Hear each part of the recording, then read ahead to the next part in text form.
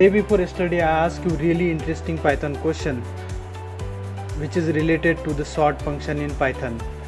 90% has chosen option A, which is nothing but the sorted array. Let's execute the function and we'll see what is the actual answer for this question. Let's execute this code in our CSS stack ID and check what is the real answer to this question. So here is the code.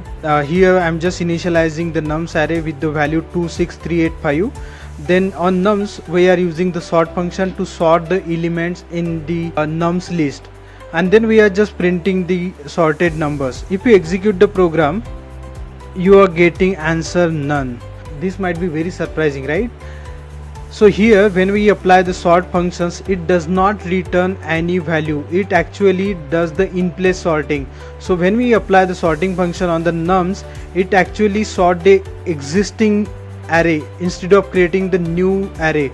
So here instead of sorted nums, if we print this nums, we will get the sorted array. So this is why if we are printing the sorted nums here, we will get the answer none. If you look into the question that I asked you, 90% of the people has chosen option A, but the actual answer is a C, none, because we are using the sort function which does the in place sorting. Let's modify the actual function. Instead of sort functions, we are going to use the sorted function. So sorted is inbuilt Python functions. So to this sorted function we have to pass the list as an input. So if we execute the code, we will get the output as a sorted array. This is the difference between sort and sorted functions in Python. If you look here in this video, I have clearly mentioned what is the difference between sort and sorted function.